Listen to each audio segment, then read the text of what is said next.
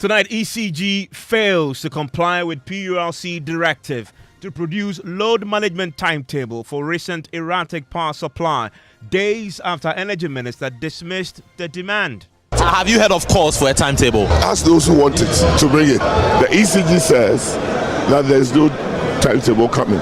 Why do you want to bring a timetable? What purpose? The Commission is very concerned, very concerned. That's how come this order was issued to ECG. Load management timetable corresponding with the timelines and duration for each transformer injection. Yes, and that is not complied with. Is there a reason why? No reason has been given yet. Meanwhile, ECG workers under the Public Utilities Workers Union are fighting off the PURC in defense of the ECG management. As they disclose, you will be sleeping in darkness tonight because ECG has limited power to distribute.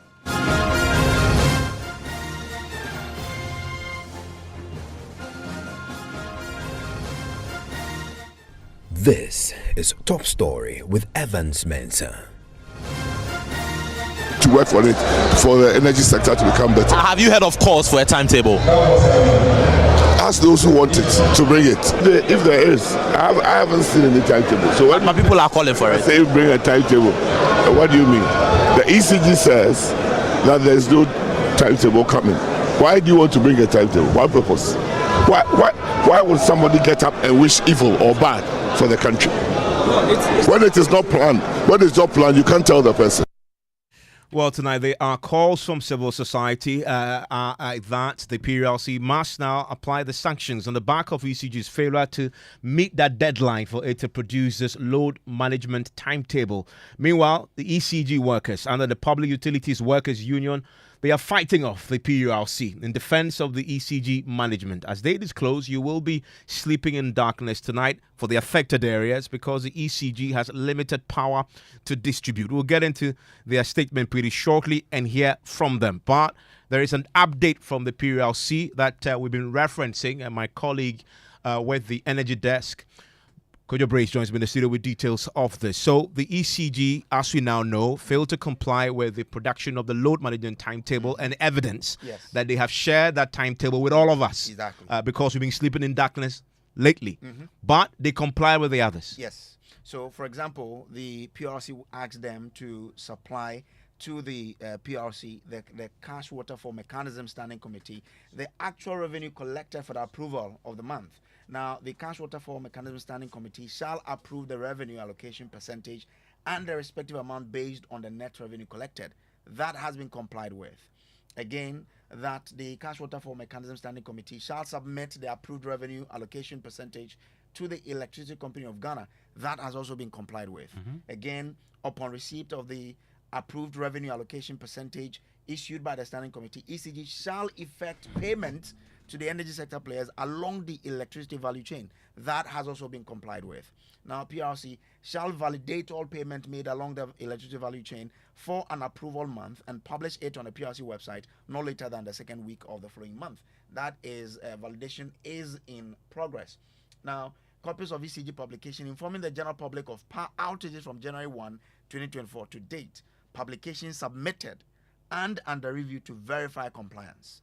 So something has been submitted to the PRC. PRC says we are validating that. We are reviewing to see whether or not it complied with our directive. Now, you mentioned that some others were not complied with. That has to do with load management timetable corresponding with the timelines and duration for each transformer injection. You remember they mentioned some over 600 transformers that had issues. That has not been complied with.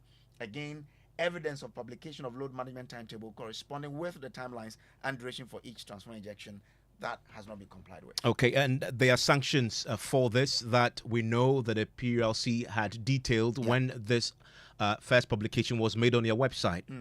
Now, if you look at the offenses and penalties of what they attached in their first publication, it says the J says, if you fail or if a public utility fails or refuses to answer a question relevant to a matter which is the subject of an investigation before the commission, that public utility commits an offense and is liable on summary conviction to a fine not exceeding 500 penalty unit, and in default of payment, the principal officer or the secretary of the public utility is liable to a term of imprisonment not exceeding 2 years. Thankfully, we've just been joined by the Director of Research and Corporate Affairs, Dr. Eric Kofi Obute at the Public Utilities Regulatory Commission. Doc, thanks for your time here on Top Story. Thank you very much, Evans, and thanks for having me. Also joining us tonight is the General Secretary of the Public Utilities Workers Union, is Michael Dumata Nyantechi. Mr. Nyantechi, thanks for your time. Thank you, Evans, for having me. And Dr. Bute, so we now know what the status of the directives are. For those two that the ECG is yet to comply with, the last time we spoke to you, I mean, this is a couple of hours back, you indicated that I yet to get a reason for the ECG's failure to comply. I just want to know if that has changed. Has ECG, since we last spoke to you, come through with possibly the publication you are asking for or an explanation why they failed to comply? No, Evans, as of now, ECG has not given us any reasons as to why they are not going to comply with that particular order. And it's instructed to note that this deadline was close of day yesterday. Yes. We've just read out the sanctions. Will you apply them? Well, it is for the commissioners to decide. That the commissioners are the board. Because this document, this order is on the board. So all that we have to do as a secretariat is to compile whatever we have from ECG and present to the board. And the board will determine which particular direction we should go. Because there are different ways or different sanctions. There can be sanctions in terms of charges. There can be sanctions in terms of exactly what Kojo Brace has read out. So the commissioners will have to decide the way to go. How long will that take? Now that you have it, you've told us that you don't have two of them being complied with. Will the process kicking immediately for review and possibly imposition of sanctions? And how long will this take? Well, we've transmitted whatever it is we have to the commissioners. I cannot give a deadline or time to the commissioners. So if the commissioners come out and tell us that by this time we are doing A, B, C, D, I'm more than willing to come out and communicate that to the public. Safe to say that you're happy with the remainder of the directives and the ECG's compliance with those? Well, there's another level of compliance. They're supposed to comply with the rest of the orders by April 2nd. That's next week, Tuesday. So we are waiting to see if maybe some other things in terms of the timetable will be added to those ones which will be brought in by April 2nd. Until then, this is what we have, and this is what we are working with. And please stay with me, because tonight there are questions being asked of the PURC that as you focus on the ECG with the specific reference to the erratic power supply, you may not be dealing with the root of the problem, which we're now hearing from the Public Utilities Workers Union is GRIDCO and the shortfall in generation, but also the amount of power available to the ECG to distribute to our homes. Mr. Nyantechi, you've said that in your statement, that the problem is with limited power available to the ECG to distribute. Yes. So what we are saying is that PURC, being the regulator, knows that it's the system operator that has the data that will inform the whole public as to whether the quantum of power available will enable ECG to come up with a timetable or not. So to just look at the issue of this 630 transformers and demand a load shedding timetable based on that, we think it's begging the question. Why do you say so? I mean, if you have 630 transformers that you claim... 630 transformers out of 33,000. Yes, but any objective analyst will tell you that this number cannot impact the situation that we are experiencing. So what? And that is where we think that PURC would have done this for a better service than by asking the system operators to provide critical data that will help us all understand the state of what is happening. But Mr. Nyantechi, these 630 transformers, ECG has published where they are, and they are across the country. We still Yeah, but need, that's what I'm saying, that from a if you customer's take- point of view, I still need a timetable for the specific areas where you have these faulty transformers. No, but even the point is, these transformers are localized. They cannot affect so many large areas as have been. Like if you take the notice that has been published today about ECG concerning areas that are going to go off, this cannot be attributed to even 100 transformers in the area. No. So we think that GRIDCO and PURC, by extension being the regulator, can inform us all that based on A, B, or C, there is going to be this outage. But you cannot use these defective transformers as a reason for asking for a timetable. I mean, and the issue of transformers being full and being replaced, being upgraded, is something that is a normal practice within ECG operational areas, which does not call for any kind of a timetable. Well, Mr. Nyantechi, we'll deal with your reference to GRIDCO and the amount of power you have shortly. But you have one thing that is completely within your domain, and you're wholly responsible for the transformers. If there are 630 transformers faulty, the customer says, I still want a timetable, a load management, schedule to govern these areas where these transformers will be faulty. That is a fair ask. Where is that from the ECG? No, that's why I'm saying that kind of information being requested is creating the impression that, these transformers are constantly the cause of this outage. I asked that question because I've spoken to the ECG MD on the show, I believe last week, and I asked him the question about the erratic power supply. He referenced the 630 transformers as the source of the problem, and that they are fixing it, and that once they fix it, he believes we'll have stability.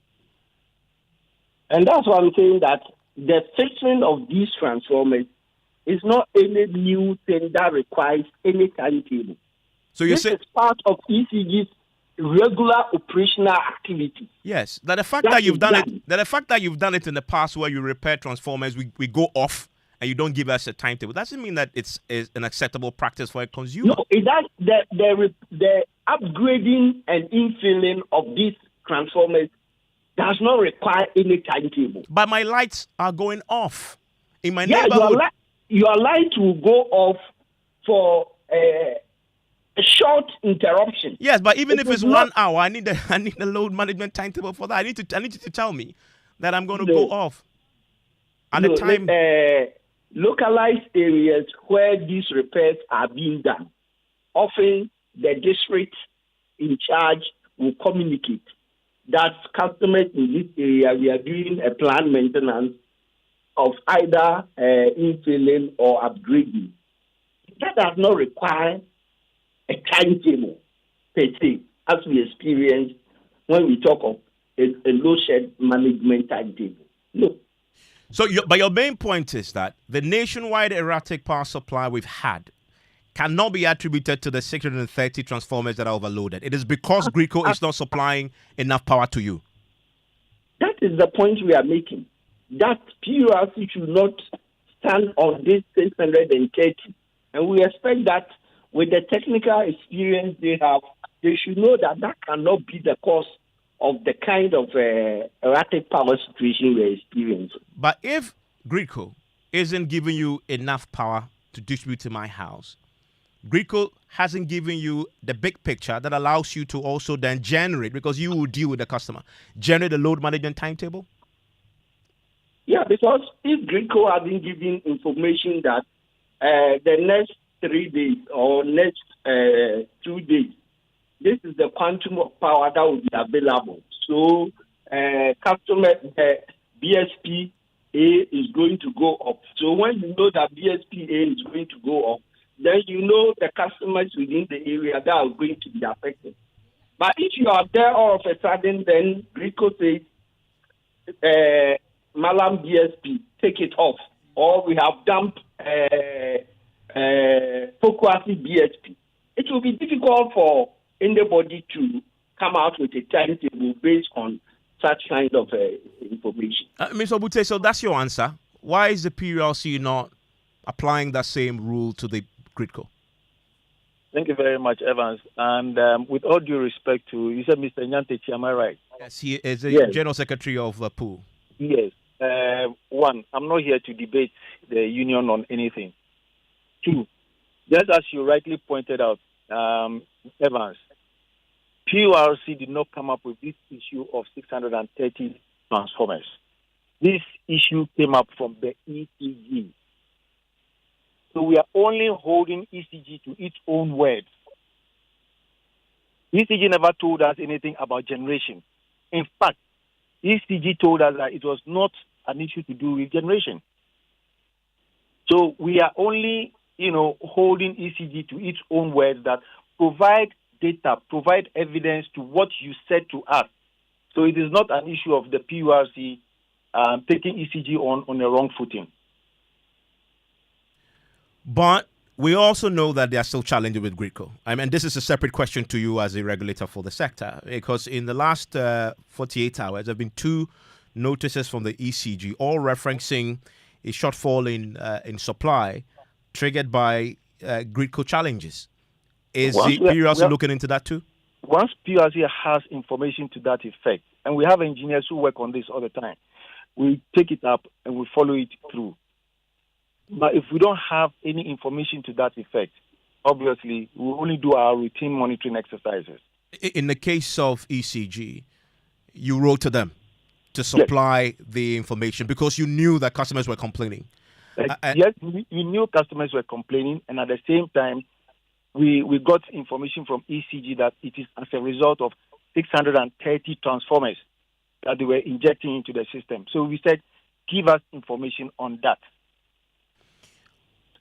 We expect the regulator who has the mandate over both ECG and GRIDCO to be able to do a more little detailed work than just saying that ECG has said 630. Then I think there is something missing. I get a sense, reading your statement and listening to you, that the workers at ECG believe their management is being treated unfairly by the PURC, maybe? Yes, we strongly believe that. And what is informing that belief? What is informing that belief is basically even this kind of order that was issued based on this 630 transformers out of 33. And that is where we expect that a regulator with technical experience should be able to read in between the lines and even be able to reach out to the system operator to ascertain how this can be the cause of the situation we are experiencing. Then just saying that we have heard from ECG saying this, and so based on what ECG has said, we are just issuing an order. Mr. Bute, Dr. Bute. Evans, we are not, PURC is not speaking to only 630 transformers. And I repeat, those 630 transformers that Mr. Nyantechi is talking about did not come from PURC. It came from the ECG. If you look at the order that we gave, we did not give order relating to only 630 transformers. We gave 2 orders. The first order was to do with the implementation of the cash waterfall mechanism. The second order had different aspects of it. One of them is to do with operational matters. And under operational matters 2.2a, we said they should give us a detailed incident report of power outages for the period January 1, 2024 to date. B, the volume of load curtailed for each power outage incident, energy not served, and number of customers affected, segregated into the various customer categories before we came down to the transformer issue. So it is, Mr. Nyantechi should not make it look like we only focus on the transformers. Far from that. And I'm saying this transformer issue did not come from PURC. Mr. Nyantechi, I mean, I put that question to you already, that this 630 transformers is a position that was put forth by the management of the ECG. But let me ask you most certainly very finally, what is it that the workers plan to do now, knowing where you are? ECG is currently in the midst of this storm, but PURC, as you've just had explained, the commissioners will have to sit and decide whether to apply sanctions. Well, as for the application of sanctions, that is not the issues we are talking about. We think that the regulator has to play a very fair and firm position in this matter, and should also exercise that level of independence where it can do its own check, and not just because ECG has mentioned 630 transformers, and so that is it. I think they could do better verification, check with the system operator, and then cross-check whatever information that comes. Equally, just as they have on the financial side, caused some audit to be done to ascertain because they have certain reservations or whatever. Okay. They should do same also when it comes to the issue of the quantum of power that is being made available. Okay, I'm grateful. That's Michael Nyantechi there. He is the General Secretary of the Public Utilities Workers Union. You also had the Director of Research and Corporate Affairs at the PURC, Dr. Eric Kofi Obute. I want to bring in right now the Chairman of the Energy Committee in Parliament. He's also joined by John Jinapor, who is the ranking member on the Mines Energy Committee in Parliament, all joining me right now because, as you know, the committee was interested in this and they had asked the Energy Minister and the rest of the players in the sector to come brief them. Mr. Jinapor is with me right now. Mr. Jinapor, it was you I spoke to this week, I believe, when you heard the Energy Minister sound, and you were very categorical at the time that the ECG will not comply with the directive relating to load management. As you've just been hearing, it hasn't been complied with, and the PURC is now about to consider what sanctions to impose. But the problem is not an ECG problem. So they cannot provide that information. If you put up a bulk supply point, like the Malam bulk supply point, it affects several transformers. I was surprised the ECG board chairman, MD, decided to do what he did. 600 out of 33,000 is less than 2%. Even if all the 600 transformers are off, you wouldn't have the kind of load shedding we are experiencing.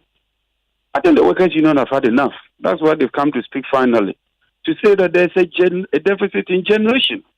That is the problem. The problem is not ECG transformers. So if you focus on ECG transformers, you won't find the solution.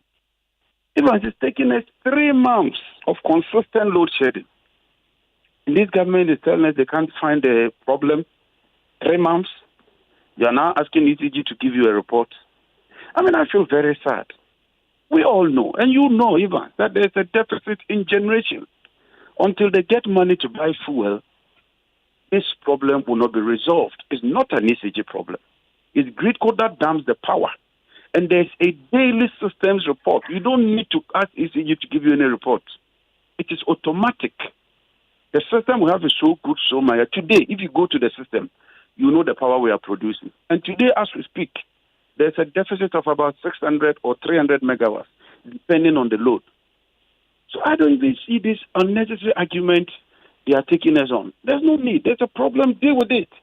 And in the meantime, if you cannot deal with it, give us a timetable so we can prepare. Must this be rocket science? And I'm very, very sad. And I'm very sad that we are getting on this path. It's most unfortunate. And thankfully, the chairman of the Energy Committee joins me, Mrs. Samuel Atacha, is with me. Mr. Atacha, so here we are with ECG failing to comply with the directive to produce a load management timetable, something that everybody, including your members in your constituency, will be asking for because of the erratic power supply. ECG, now we're hearing from the workers who say it is not an ECG problem, it is actually a generation one, and GRICO is not supplying enough power. You wanted to get to the bottom of it. Where are we with that?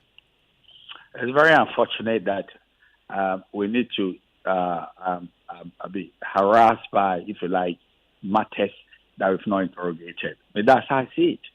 And I agree with Rankin that there was necessity for ECG and the rest of them to come before the committee for us to interrogate and tell to everybody where is the problem.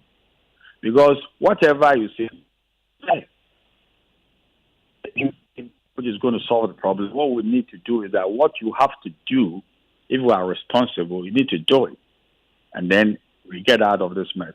But what we had, and I'm very, very honest with some matters, that when we wanted ECG and the rest of them to congregate so we interrogate the matter, we had an intervention from the minister that is out of the jurisdiction. But in such a very important interrogation, he wants to be seated. That's how come we never got around to interrogate the matter.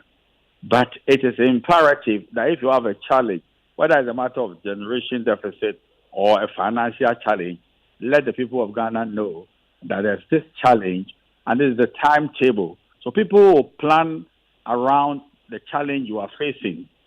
To make it like it's a fetish that we don't know whether today I'll have power in my area or I won't have power, how people iron their clothes to get to work and the rest of it, and all the challenges.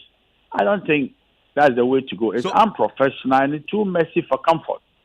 So I think I will liaise with Rankin, and I'm tempted to believe that the minister is in the realm. We need to, although we are on holiday, we need to, get the members back for us to congregate, and they will be able to go into these matters. But for Christ's sake, whatever the blame is, the people of Ghana are entitled to know that is a credible timetable. So even how you put your food in the fridge, you plan it. It's very, very important. And we shouldn't be given a shabby treatment. And you're speaking the language of the customers who have been complaining that this timetable is needed. However, the energy minister was asked the same question. There are calls for timetable. He didn't think that was a call that was legitimate. Oh, I didn't get a full story from him. Why is it not legitimate? You providing a service. The service is erratic. People live around the service you provide. Today, I'm unable to provide a service, but you can be sure tomorrow, half the day, I'll do it. How would you say that it's not necessary for people to, have the time? I asked that because it's obviously such an important matter for everybody. And this, for the avoidance of doubt, is the minister's take on that. You do admit that there's doom so. That is the word you used. I have never used that word. I've promised you that we are going to work on it. And it's not a work that is a single event. It's a process. And we'll continue to work on it for the energy sector to become better. Have you heard of calls for a timetable? Ask those who want it to bring it. If there is, I haven't seen any timetable. So when people are calling for it. Say bring a timetable. What do you mean? The ECG says that there's no timetable coming. Why do you want to bring a timetable? What purpose? Why would somebody get up and wish evil or bad for the country? When it is not planned, you can't tell the person. Chairman, that's the energy minister's response when the question was asked. Yes, that is unfortunate because we need a timetable. You see, today, electricity generation has no party colors. I want to stress that. Because at the end of the day, if you are an MPP, you consume electricity. If you are NDC, you consume electricity. So it's only professional to say we are having challenges. But because of the hard fact that we don't want to inconvenience you unduly, this is the plan. You can enjoy electricity at this time. People will plan around what you make available. People will know whether we should iron our clothes ahead of time, when you should cook and put in the fridge and the rest of it. So no matter the permutation, I'm of the humble view that we need a timetable until the situation will normalize. They take off the timetable. I'm grateful, Chairman. That's the Chairman of the Energy Committee, Samuel Atachian. Earlier you heard the ranking, John Jinapo. Listen, this is all about you. What's the doomsday situation where you are tonight? I want to hear it. 05511119997. Share with us here on Newsnight, which starts right now.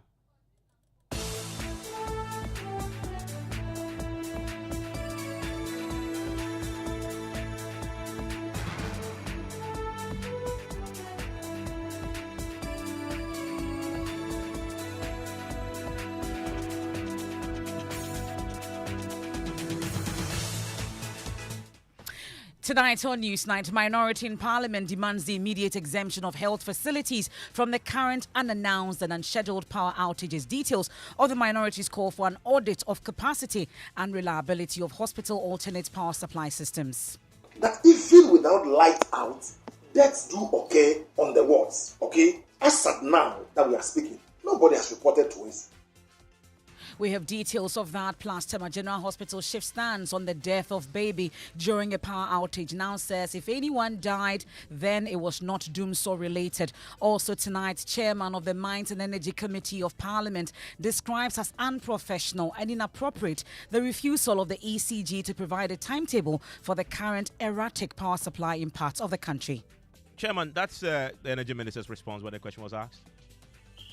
Yes, that is unfortunate because we need a timetable. We have details, and you heard him describing the Energy Minister's response to calls for timetable as unfortunate. Also tonight, Joy News is learning Speaker of Parliament Alban Bagbing has written to the Chief Justice calling for an expedited hearing on cases filed against the controversial anti-LGBTQ bill. We have more as governance expert slams presidency describing the rejection of the bill by the presidency as undemocratic. The executive acted undemocratically in that. Oh, by just telling Parliament not to do its job of submitting a legislation to the presidency. Plus, we'll tell you about the efforts to recall Parliament to consider urgent government business, including the approval of ministerial nominees. Also tonight, Ghana Cocoa Board rejects a report it may lose final tranche of 800 million cedis cocoa syndicated loan as the company struggles to get enough beans to secure the remaining $200 million. And in business, Bank of Ghana insists Universal Merchant Bank is under its own management despite the appointment of an advisor for the institution. And in sports, we'll tell you about the boys under 17 West African tournament set to take place in Ghana in a month from now. And we have a Joy News Filth exhibition series tonight, and we'll take you to Aladuna community here in the Greater Accra region, where residents have converted an open drain to a waste dumping site. Everybody put rubbish in the gutter. Even I'm fighting with people here. You want to stay with us for that and more here on News 9. As far as the Filth exhibition is concerned, I want to hear from you what the situation is where you are.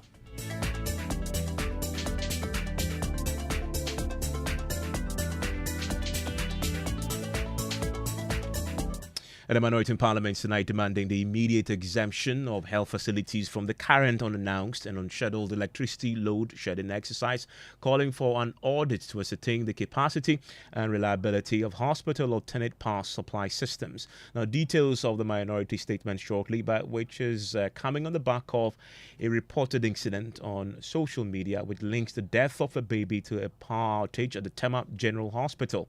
A viral video sought to suggest that a mother lost her newborn baby at the neonatal intensive care unit of the Tema General Hospital due to the power disruption. Administrator of the hospital, Dr. Samuel Obeng, has been fighting off the claims, insisting no death can be attributed to the outage. That even without light out, deaths do occur on the wards, okay? As at now that we are speaking, nobody has reported to us. But in the hospitals, you hear wailing. If you go to other hospitals, people die at any time T, even when there is light. So this is the correlation I want us to draw, okay? If there is anything like that, who would hide it from you? But as we are speaking now, there is no correlation that because the light went out yesterday and there is an alleged death somewhere, it is due to that. No. People are sick that when they are even light on, they die. So let's get the facts very clear on the ground. If there's anything to say, I will not hide it. We want help. We want support. So if it will help, solicit support, why not? But linking it to, in quote, a particular death, that is my challenge, or that is our challenge as a facility. We can now listen to the disgruntled grandmother of the baby who died. Odu hon baby anane banedan oni ho eno buso omo se akola no eno omo se omo ye sorry na ndra light off nintine ba no okọ. I was in the house when my daughter called to inform me that her baby had passed. My daughter said she was informed by the hospital staff that her baby had passed due to the power outage. I am heartbroken. Oh, me feel bad pa. And then me hope ye. Well, we can now hear from the Greater Accra Regional Director of the Ghana Health Service, Dr. Akosia Ejewa Ususapong, who tells Joy News a thorough investigation has been launched into the incident, even though the preliminary findings does not link the baby's death to the power outage. This has come to my attention, and the information from Tama General Hospital says that on the 21st March, there was a power outage in the evening, and then their generator started working, but somehow they had a fault with the generator, and the electricians worked on the generator and brought the generator back to work. So the generator started working after about 1.5 to 2 hours. But, you know, with our machines and equipment, we have power storage. So if a patient is on the monitor or is on oxygen or CPAP, during the short period of power shortage, because there is storage in those equipment, the patient continues to receive the necessary support that he or she needs until that patient is either evacuated to a place where there is light or the power is restored. So that is the situation. If you look at the video very well, you see that the monitors were all on, working. So the residual power or the storage in the various equipment were working, and every baby on that ward received the necessary treatment and support that he or she was supposed to receive. Dr. Ususapong, so the claim is that a baby died as a result of that power outage.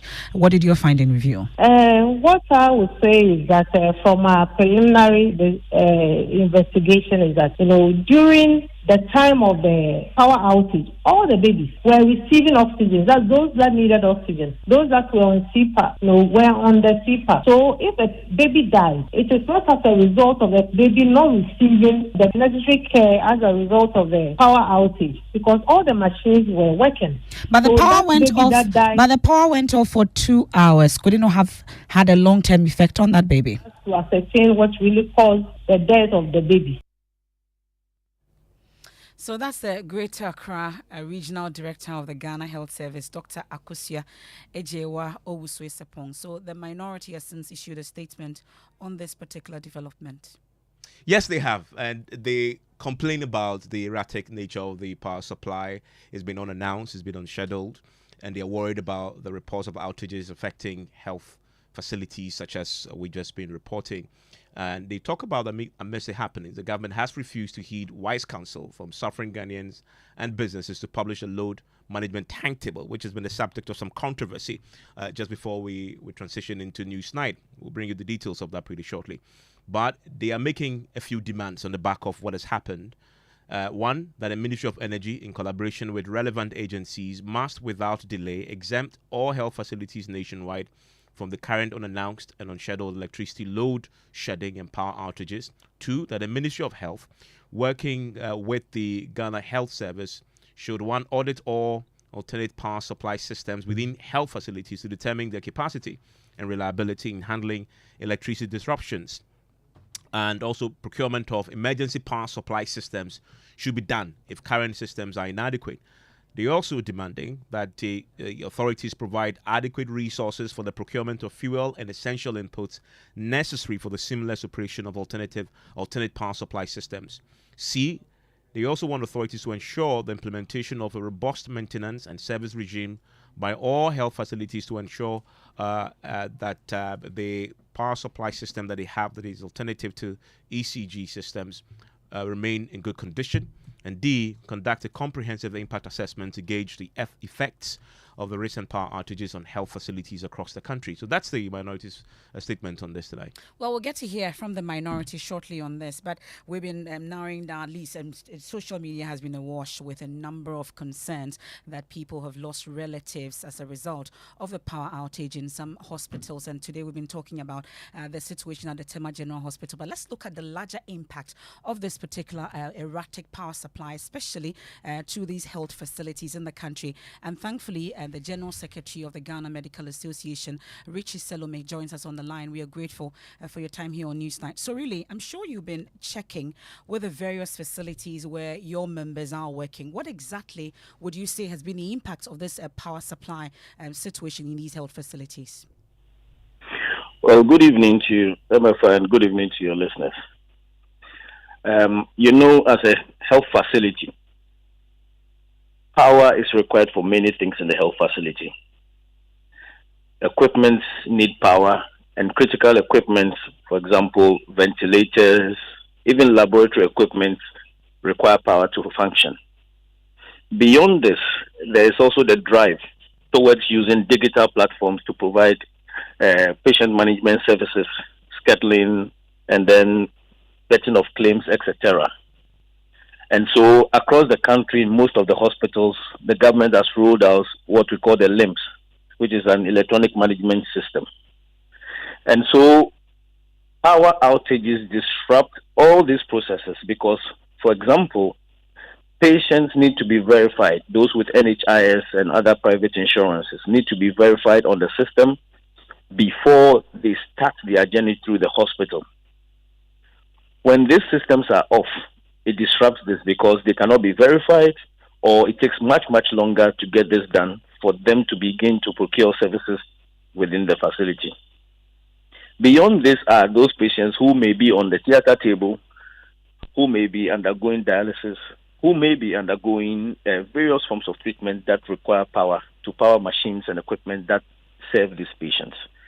And so it is very important that we put the issue into context. It's not about when only somebody dies, but people may even suffer irreparable damage just because the power has been off. I'm sure you read the Tema General Hospital statement where they said they took 2 hours to solve the problem. When it comes to life and death situations, 2 hours is too long a time. And so it's important that we discuss this issue in that context. Of course, our members across the country are reporting various challenges. Some have had to use torches to complete surgeries during procedures. Some have had to revert to the paper systems because the systems were down. And so it's a challenge. It's a big challenge that is happening across the country. And we need to immediately begin to discuss ways to address that. Just curious though, so is it the case that even health facilities are also not informed when their power situation will go off or when power will go off in these various health facilities? Is that the case? Yes. The thing is this, that in some places, in quite a lot of places, the local VRA or ECG substations will call some of the management members. But many situations are also happening where unplanned power outages are happening and affecting hospitals. Sometimes you are working in my own facility recently, the power was just flickering, going off and on, off and on. So this doesn't help the conversation. And that is why for us as an association, we are not bothered about what people want to call it. So whatever you want to call it, we don't really bother about that. What is important is that for critical installations as hospitals, they need to know the timing of these outages, especially where we know that they are being done at certain times, and so that they can plan. Remember, this impact is not only on patients' lives, but also the financing of generators using fuel. For example, that is a lot of cost, knowing how fuel prices have also gone up. And then looking for alternate power supply, be it solar and other things in the interim, all is cost, which is coming to the hospitals, and these are costs that have not been planned for. And so that puts a lot of stress on the facility. So it helps if we have some timetable where there's some semblance of predictability, knowing when the power is going to go off and knowing when it will be back on, so that people can plan their lives. Cases could be rescheduled. For example, cases that are not they are electives and not emergency surgeries could be rescheduled to times where there's predictable power supply. Of course, emergencies might happen where sometimes the power may go off even on a good time, and those ones can be taken care of. But then at least the predictability helps to be able to plan properly and then budget for things like fuel and things to run generators. We are grateful. That's the General Secretary of the Ghana Medical Association, Richie Salome there. We have the ranking on the Health Committee joining us right now. They penned this particular statement that we've been discussing. Mensah Kando, thanks for your time here on Newsnight. Ivan? Yes, great to have you. Great to have you too.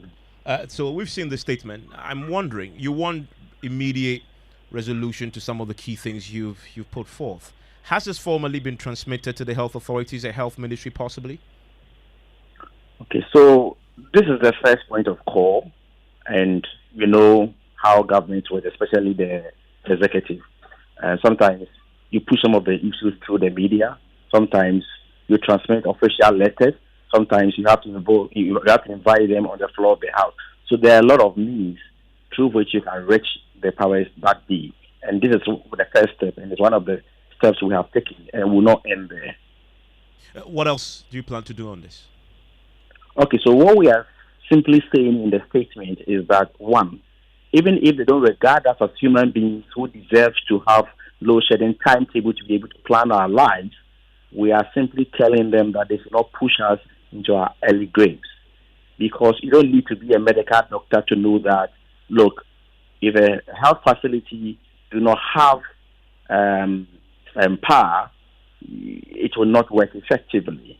And so with immediate effect, what we are calling on government to do, or the ECG to do, is that all the health facilities in the country, especially the public ones, must be exempted from these power outages. That's the first one. And we are also calling on the Ministry and the Ghana Health Service to conduct a comprehensive audit into alternate power supply in the various health facilities. And not only should they have alternate power supply, but the alternate power supply must be adequate in terms of capacity to be able to power the facilities in times of power outages, so that we will not have a situation like we had at hand at Tema General Hospital and what have you. We know that a lot of such situations have been happening across the country. And so I think these are not too much to ask government to do. And that there is the ranking on the Health Committee in Parliament. And the biggest debate now is to publish or not to publish a load management timetable. The Energy Minister was categorical when the question was put to him. Well, there have been calls for a publication of the load management timetable. He was dismissive of that. We've been hearing from the chairman of the Energy Committee in Parliament, Samuel Atachian, who says that pronouncement is unfortunate. That is unfortunate because we need a timetable. Today, electricity generation has no party colors. I want to stress that because at the end of the day, if we're an MPP, you consume electricity. If we're NDC, you consume electricity. So it's only professional to say we are having challenges.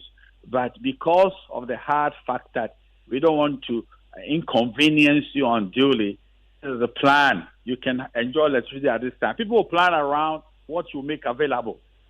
People will know whether we should iron our clothes ahead of time, when you should cook and put in the fridge and the rest of it. So no matter the permutation, I'm of the humble view that we need a timetable until the situation will normalize. They take off the timetable. Well, you heard the chairman of the Mines and Energy Committee of Parliament, Samuel Atachian, speaking to Evans Mensah on Top Story just moments ago. But we'll stay a while longer on the health front, and delivery of quality healthcare in the Upper West region is suffering setbacks following high attrition rate of critical medical staff. While the Upper West Regional Director of Health Services, Dr. Damien Punguyiri, revealed that whilst 134 staff left the region last year, only 35 were posted there. Join News Upper West Regional Correspondent Rafiq Salam has more. The 2023 Annual Health Sector Review meeting of the Upper West Regional Health Directorate was held on the theme Embracing the Networks of Practice approach to improve health outcomes in the Upper West region. It brought together major stakeholders in the health sector to share their successes and challenges with a view to providing solutions to the latter. Upper West Regional Director of Health Services, Dr. Damien Punguyiri, first laid bare the successes chalked under the year in review, which included the maternal and child health e-tracker and the electronic medical record system, which were fully deployed in all district hospitals and sample clinics in the region. This has significantly reduced operational costs and waiting times for clients accessing health services in these hospitals. Currently, if you go to any of our hospitals, you don't need to carry your folder or lab requests or anything. Even if you forget your ID card, just mention the correct name and then your information will access. Dr. Damien Punguyiri then channeled figures of some selected indicators realized. Maternal deaths increased from 16 to 19. Institutional neonatal mortality dropped from about 6 per 1,000 live births in 2022 to 5 per 1,000 live births. And stillbirth rate declined from 11 per 1,000 births to about 7 per 1,000 births. However, the region recorded 19 maternal deaths during the year under review compared to 16 in 2022. Turning to challenges, staff attrition continues to be a major drawback in the region's quest to achieve quality healthcare delivery. In order to put a lid on it, the Apawu Regional Director of Health Services suggested for a speed up of the accreditation process to convert the Apawu Regional Hospital into a specialized training center. During the year under review, 134 staff left the region on transfer compared to only 35 who joined us. Even though the number of medical doctors in the region keeps increasing year after year, the majority of them are currently in school for their postgraduate training, and some will be away for as long as 6 years, which implies that they are not really available for service delivery. To address this problem, I humbly appeal the Ghana Health Service, the Medical and Dental Council, and the Ghana College of Physicians and Surgeons to speed up the accreditation process of converting the Upper West Regional Hospital into a specialized training center. This will enable the doctors in the region to specialize while still at post. There was a presentation of the holistic assessment report of the Apawu region, which was done by peers from Western region. 33 health staff who distinguished themselves at the national, regional, and district levels were rewarded with citations and television sets. There were also citations of appreciation for some journalists in the region for the roles played in fighting the COVID-19 pandemic and the cerebrospinal meningitis (CSM) in the region. One of them was Joy News Apawu regional correspondent Rafiq Salam. Reporting for Joy News, Rafiq Salam. Well, I miss Rafiq Salam, you know. Yeah. I was looking forward to the ending. And that's it for Rafiq Salam. Here in the studio, my name is Mensah. I am Emefa. And on today's episode of Joy News series, Filth Exhibition, we turn our attention to the Aladuna community, where residents use an open gutter as a makeshift dumping site for all manner of waste. Now, residents like Amegbato, who has lived so precariously close to the gutter for 20 years, say the situation is a glaring reminder of neglect by government. My colleague Sweetie Abochi has the rest of the story. Nestled between Nima and Newtown, with a particular focus on the settlements adjacent to the residence of President Akufo-Addo, human dignity collides with desperation. This is the Aladuna community, where approximately 500 people call an open gutter their makeshift waste disposal site. For Amagbeto, a resident of 2 decades, it's a daily reminder of their struggles with waste management and the stinging neglect by government. He speaks of an absence of proper waste management infrastructure with a heavy heart. Everybody put rubbish in the gutter. Even I'm fighting with people here. They come and shit here all the time. But it's not just the stench of refuse that hangs heavy in the air. Across recurring floods, a menacing spectre threatened to wash away what little semblance of stability they cling to. As the rains draw near, one can almost feel the collective anxiety gripping the community. A community already scarred by the memory of the devastating June 3rd flood disaster.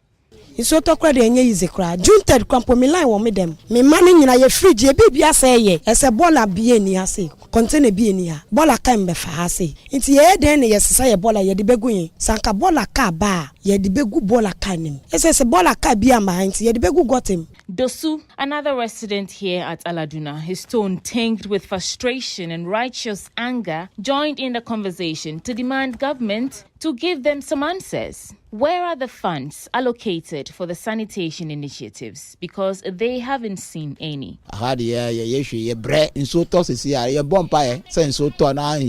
enso tope be. President Akufo-Addo's pledge to transform Accra into Africa's cleanest city by 2020, later extended by former Sanitation Minister Cecilia Dapa to 2024, now stands as a stark reminder of unfulfilled promises, as slogans like Year of Sanitation, Keeping Ghana Clean agenda, and making Accra the cleanest city fade into obscurity, the reality of filth encroaching upon the cityscape becomes even more glaring.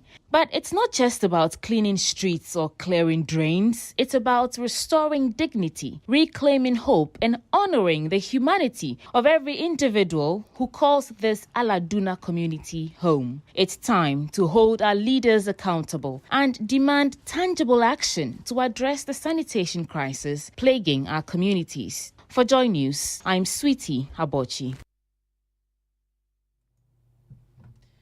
Well, so that's our filth exhibition for today, and we'll get to some of your messages that you've sent in via WhatsApp shortly.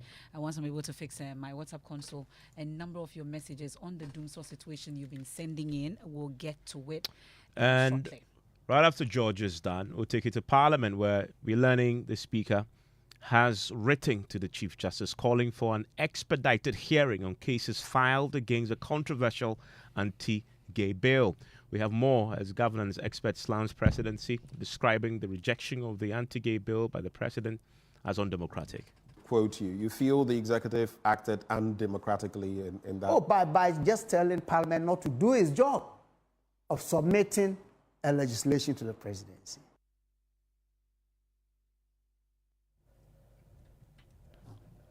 Well, we'll get to some of the messages now. And this one says, I got home yesterday at 5:45 p.m. after stressing through the traffic, and the power in our area in East Airport went off at 6 p.m. Even East Airport? Okay, I thought it was just on the quiet condition. You wish. Okay. Pipe in.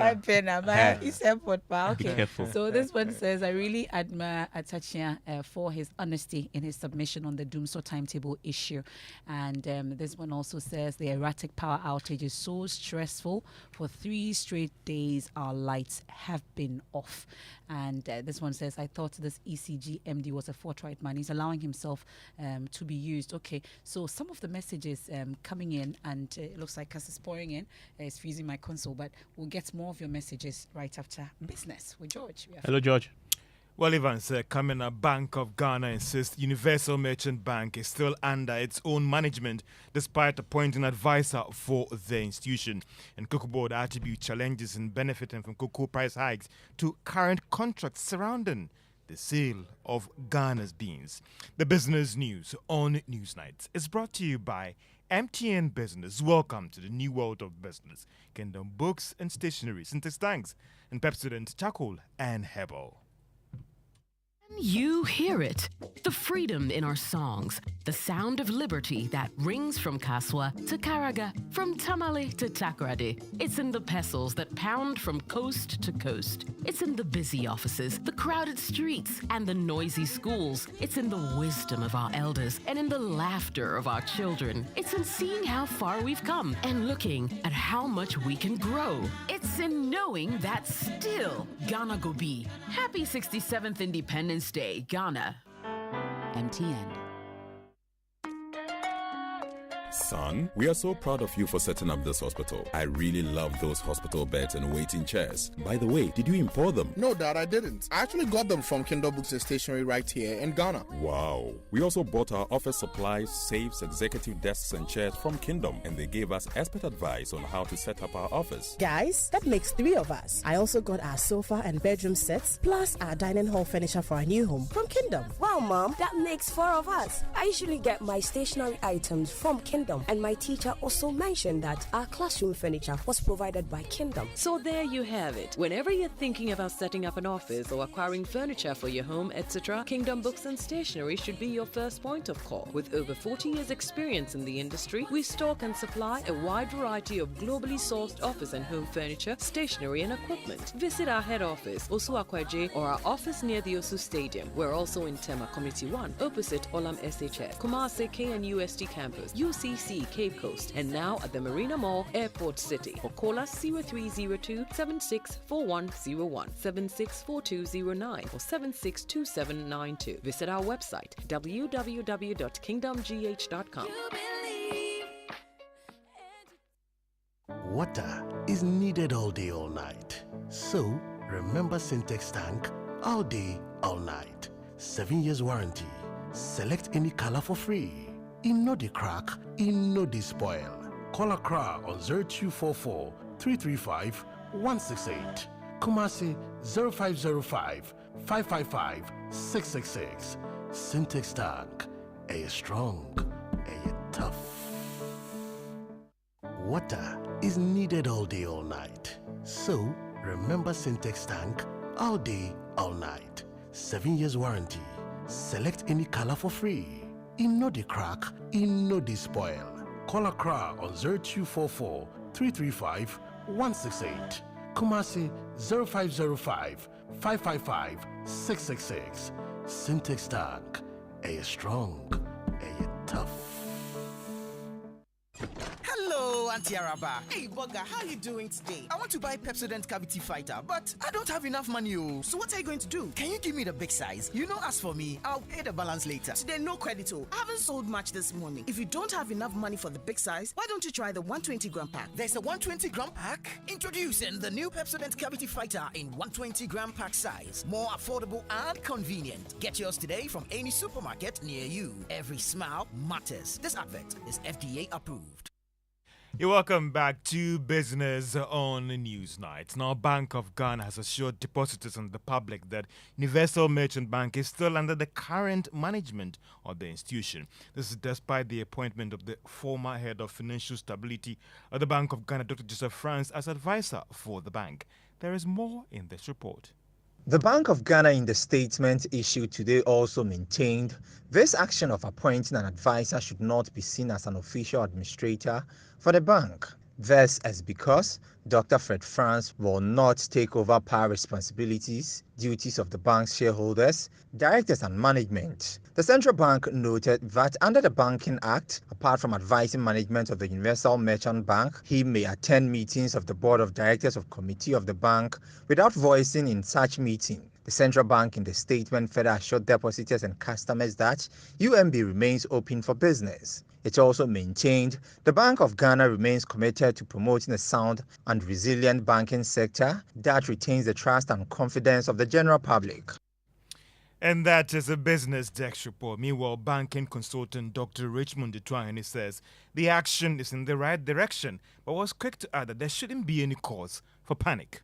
I don't think there is cause for concern at all. You know, after the DDEP, the banks were supposed to have submitted recapitalization plan, and all the banks submitted it. And now Bank of Ghana wants to the speed in which these are being implemented. I know 3 or 4 banks will be in the same position. That is why Bank of Ghana has been proactively. What they have done is a proactive strategy to start early so that it doesn't become, when we say seismic, it doesn't affect the sector. As they have started, I'm sure those who are not ready will be also getting ready to ensure that they are following their recapitalization plans. Other than that, they will also appoint advisor to come and sit at your bank, board meeting, shareholders, to monitor it closely to ensure that there is a total compliance of this recapitalization plan for which you have already submitted to Bank of Ghana, and it has been approved. Dr. Richmond Detwahene is a banking consultant. Let's still stay on the sector because more commercial banks continue to post some strong results for last year. The latest banks are EcoBank, Standard Chartered Bank, Societe Generale. We have more on these numbers posted by these commercial banks. I've seen the excitement that has greeted the current price. There's every reason for us to be excited, but I believe that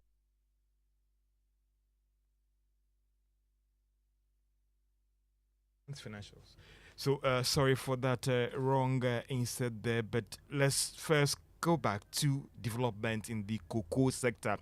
And Cocoa Board is actually attributing difficulty in benefiting from the price hikes in cocoa to the current contracts surrounding the sale of Ghana's beans into the international market. The price of the bean is now selling between $9,000 and $10,000 per ton. However, some have raised questions about why Ghana is not benefiting from this. Let's hear the thoughts of Fifi Boafo.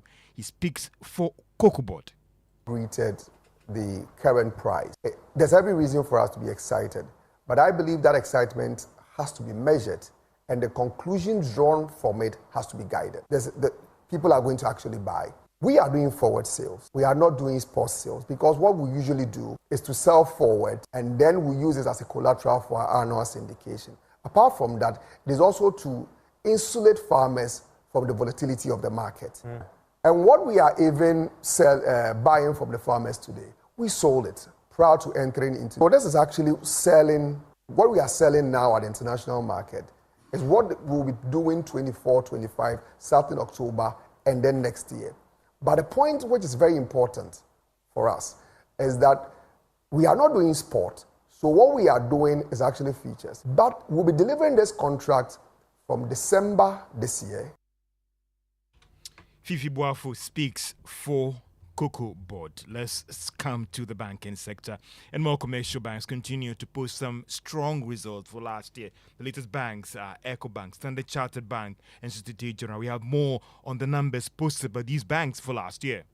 Standard Chartered Bank's profit after tax as at the end of December 2023 stood at 864 million Ghana cedis, from a loss position of almost 300 million cedis in 2022. The bank has also significantly reduced the total amount of loans it feared would not be paid back on time. EcoBank's profit after tax has also reached 632 million cedis for 2023 after recording a loss of more than 15 million cedis in 2022. Societe Generale Ghana, one of the few banks that did not record a loss in 2022 as a result of the domestic debt exchange program, saw its profits for last year reach 424 million cedis.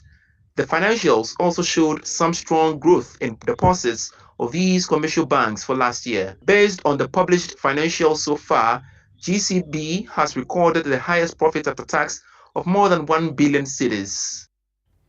And that is the business tax report now. Still on numbers, Unilever has also announced some significant jump in profit for last year. It went up from 15 million in 2022 to 141 million Ghana cedis for 2023.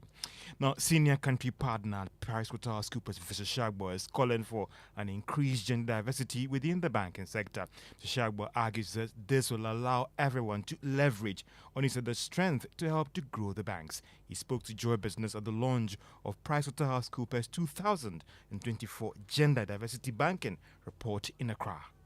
If you look at financial services, or banks in particular, as basically intermediaries that support businesses, if those who are driving the economy are significantly female, then you'd expect that, and to make progress, then those who are facilitating that activity should be broadly represented so that they understand the issues, they can really address the needs of the stakeholders so that overall we get the impact that we're looking for.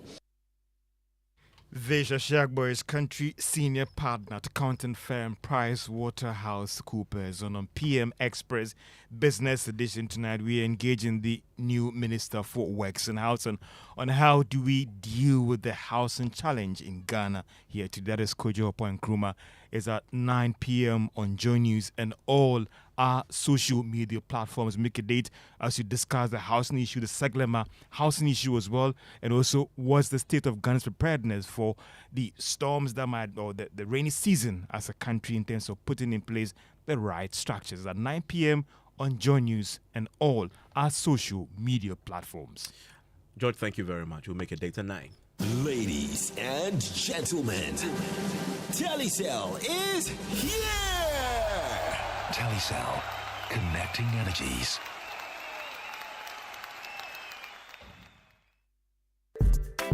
Great news is here. Batmat is here again. XXL clearance sale. Guaranteed savings. From now till the end of April, the big sale continues. Get discounts of up to 70% off sanitary wares, light tiles, waterproofing, and all other product families. It's the year to get things done. Visit our showroom at the North Industrial Area next to the Winners Chapel, Ghana. Don't miss out. Batmat, welcome home.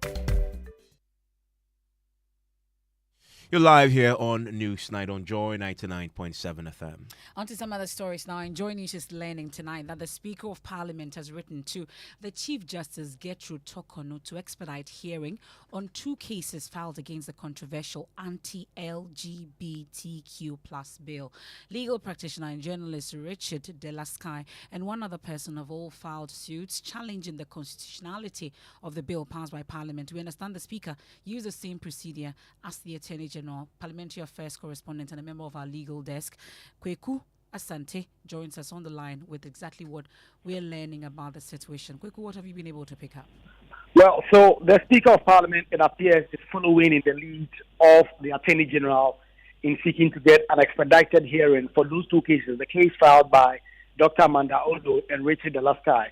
The Speaker of Parliament, we understand, has written to the Supreme Court through the Chief Justice asking for an expedited hearing for those cases. So this information that we are picking today is from some persons who are very close to both the Speaker himself as well as certain elements within the judiciary. We do not understand if the Speaker of Parliament had prior discussion with the Chief Justice before putting this letter through, but they say they expect some firm responses, despite the fact that right after today the Supreme Court and other members of the court are going to be on Easter break until the next 2 weeks or so. But the Speaker of Parliament, as we understand from this letter, says these matters are of urgent nature. It is so important to Parliament, and that they expect the Chief Justice to get the Supreme Court to sit on those 2 cases, particularly the injunction application filed by Richard Delasky, so that can be out of the way for the President to be seized with the matter to decide whether or not he will sign the anti-LGBTQ bill into law. While that happens, though, I'm sure we know by now there are growing calls for Parliament to be recalled to look at the substantive issue about the President's ministerial nominees. What have you been able to gather in that regard as well? We understand the Speaker of Parliament himself has been outside the country for some time. In fact, at the last time I checked yesterday, the Speaker and some entourage of leadership on both sides of the aisle were actually in Jamaica, where they were transacting official parliamentary business. Our understanding from our sources from the majority leadership was that the majority leader himself had been in talk with the Speaker, and the Speaker had seemingly given some indication that he may recall Parliament to come and consider this business. But the NPP MPs are not leaving anything to chance. They are not leaving everything to the discretion of the Speaker of Parliament. They are actively gathering signatures to be able to meet the minimum threshold to be able to recall Parliament for an emergency sitting. And so right after this Easter break, if they don't get any indication that the Speaker of Parliament will recall the House, they themselves will do that. And in fact, Dr. Dominic Ayine has been confirming this arrangement on upfront yesterday with Raymond Akop, when he said that his leadership had actually also informed him that processes were far advanced and that the House may actually be recalled to come and deal with government business, particularly the appointment of ministers and the approval of same, although the NDC MPs, including Dr. Dominic Ayine, believe that would be too costly an exercise to undertake. That's Parliamentary Affairs correspondent and a member of our Legal Affairs desk, Kweku Asante, there giving us updates on that situation. Now, governance expert Professor Bafo Ajimanduya is tonight slamming the presidency for rejecting service of the anti-LGBTQ bill. He's been speaking on the AM show. The Speaker is a human being. He's a Ghanaian. You understand? And being a Speaker, he also have a way how to get Parliament to understand certain things. But to really reject, not even reject. You say, don't bring it to me at all, which is unconstitutional. The bill should come. The Clerk of Parliament was rejected 3 times, and the statement by the Secretary to the President is basically telling him, don't come here. And these are highly responsible individuals who have been in this business for so long. They've fought in the trenches, they know democracy, they've spoken democracy, they've eaten democracy, and they are behaving undemocratically. So I think always we have to respect the process. Well, the use of digital devices like smartphones and laptops at the lecture halls has been found to support teaching and learning. Students use their mobile phones, tablets, and laptops for taking notes and taking part in many classroom activities. However, research by the Publishing Studies Department of the Kwame Nkrumah University of Science and Technology has found lecture hall designs do not encourage the use of digital devices. Lab Firm's Kwesi Deborah has more for Tech Thursday. Laptop. I'm able to use it for a very long time. It can take a day.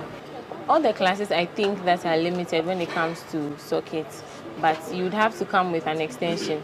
The study, which involved about 800 participants, examined the dynamics in the adoption of the concept of Bring Your Own Device, BYOD, at the KNUST.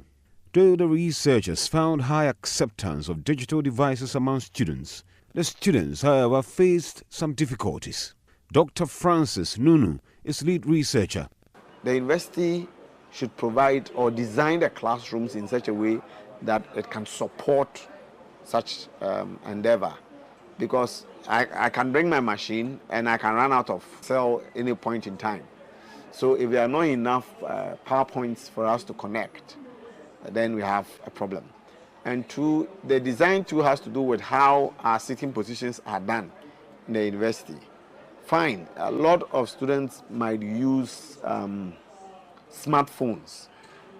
When it comes to certain courses, there were challenges. And a typical example is our course, publishing, in the area of design, where you need sometimes large screen areas to do your layout and stuff. Reporting for Joy News, Kwesi Deborah. And that's our Tech Thursday, taking us to sports with Musbao. Hello. Hello, Emefa. Well, we are done with the African Games, but there's a new competition we are also looking forward to.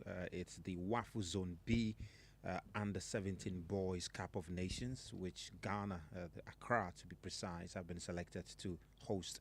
Now, the tournament will feature host Ghana, defending champions Nigeria, Cote d'Ivoire, Burkina Faso, Togo, Benin, and Niger. Now, the championship will also serve as qualifiers for the Under 17 African Cup of Nations.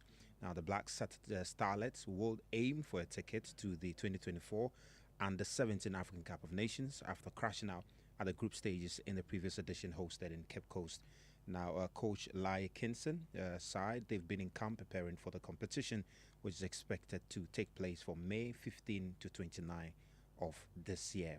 Now, let's turn attention to Accra Heart of Oak because they just formed a new board and it included Vincent Sowa Odote. He was part of the previous board and has been retained on that board. He's been spelling out the main objective of the board, and he says they're looking to build a new stadium for Accra Heart of Oak.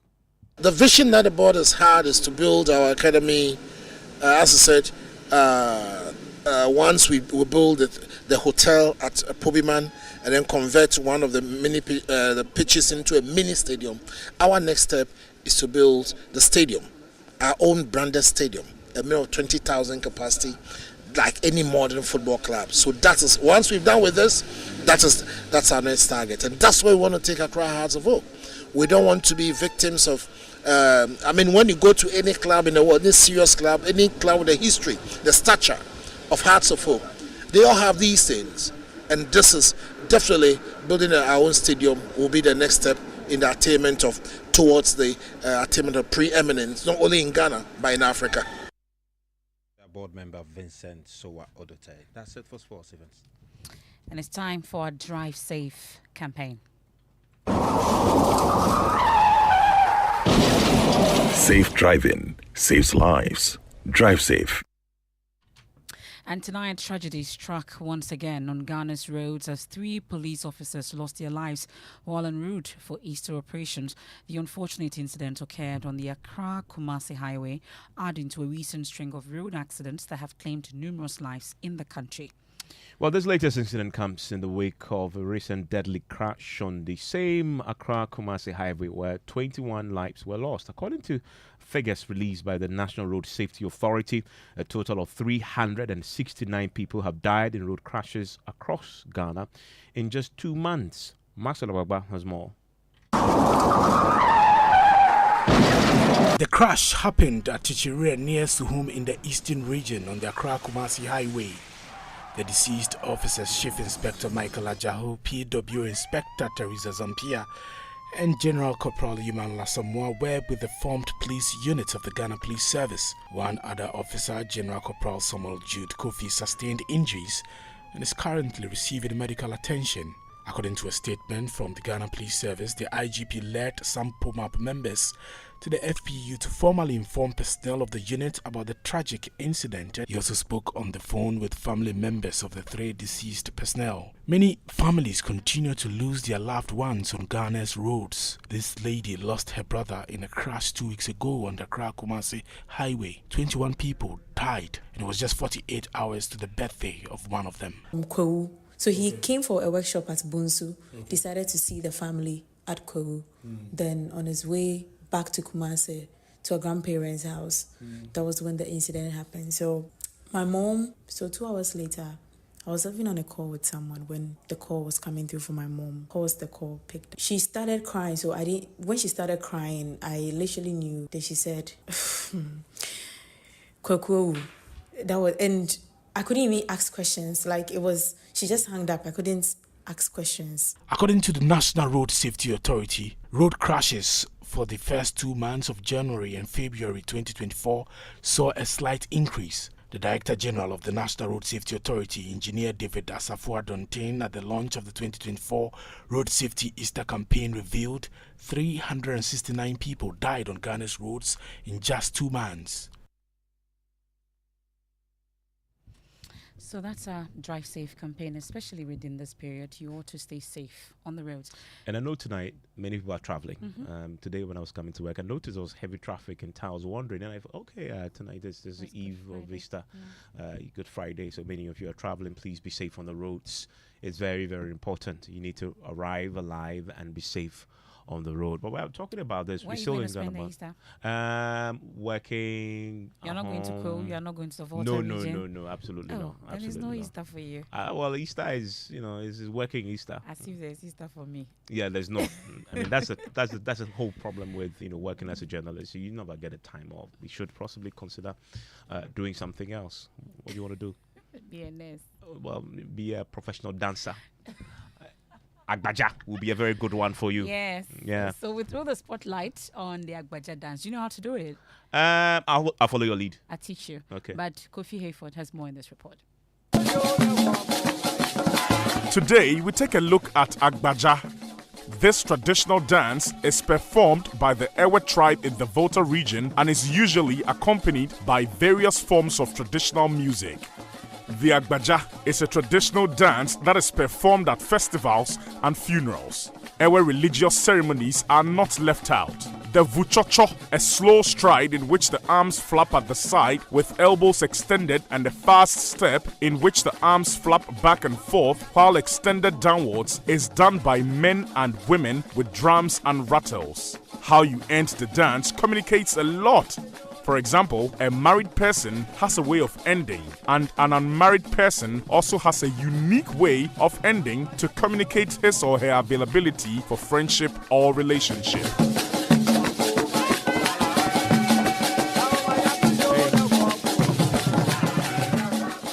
You should see the Facebook. The way you even do the hand and the back, it tells a lot of stories. So the one you just did, what story were you telling? We'll talk about it later. I see. Okay. Please, if you're watching on Facebook and you got the message in that Agbaja dance just exhibited by Emefa Apawu, please tell me, okay? So that when she tells me later and she's not telling me the truth, I can expose her. Well, but we'll leave on a rather sad note. And the final funeral rites for the late Deputy Finance Minister, John Ampontia Kuma, is slated for April 18, 2024. The announcement was made at the one-week observation for the late MP for Ejusu constituency. The ceremony held at Onwe in the Ejusu municipality had President Akufo-Addo and other government functionaries attending. Nanaya Ojima was there. Here's his report. The Vice President, Dr. Mahmoud Baumia, was flanked by the Chief of Staff, Akosua Osei Opare. Other government functionaries were seated before the Vice President walked in. Giant photos of the former MP, John Kuma, mounted in the middle of the gathering were the center of attraction for mourners. The sight of his distraught wife, Lillian Kuma, evoked solemn emotions at the grounds. Some compatriots of the MP in Parliament were also present to offer their condolences. I mean, every day when I go to Parliament and I see his desk, his seat wrapped in red cloth, I just cannot bring myself to believe that such an asset to our party, lawyer of no mean standard, economist, par excellence, has passed away at such a young age. It's a pretty sad moment for our party, and I'm not so sure whether his replacement will be very easy to find. I believe he had a very great future in the party and also for the country. We lost a great guy, and I'm just praying that God will keep his soul peace and also comfort the family. And John Kuma was somebody who we knew will go far in terms of his political career. And today we are here to mourn with the family and the wife and the children. We are very sad today. In fact, we've lost a very big man. NPP organizer Henry Nanabuache spoke for the party. His dedication to work was just phenomenal. His commitment towards the duties that he had was simply amazing. He was the first CEO for the National Entrepreneurship and Innovation Plan. And you could see what he did there. And then he got a promotion to be Deputy Minister in charge of finance. Fantastic. So I think that it's rather unfortunate, but God knows best. Some government officials and party members who worked closely with the deceased shared a few words. Before the NPP came into power, we had the Alliance for Accountable Government. And then we also had several other groups that we used when it came to demonstrations and all that. John Kuma and I were always on the street. One thing I loved him so much about is that he was always at the beck and call of the people. You send him a message, he doesn't need to know you are an important or less important person. He will reply you if he can. John did everything to make sure that a Joseph, very young man, went all the way to the Deputy Minister of Finance, and there were even other higher possibilities I can't speak of yet. For joining us, Nana Chima Ejoso.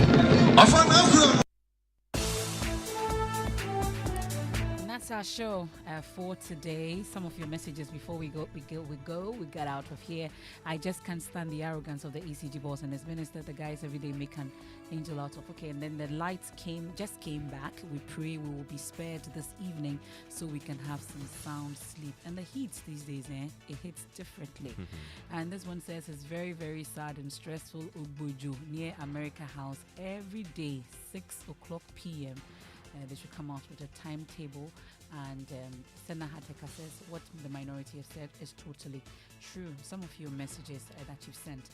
And that's our show for this evening. And it's Good Friday tomorrow. And we won't be here, will we? Okay. We have Personality Profile up next. And guess who we are hosting? Professor Edmond Dele. Yeah, we miss him. We'll be hearing all about it with Lexis Bill. There's more when you log on to myjoyonline.com. I am Emefa Apawu. And my name is Mensah. Happy Easter.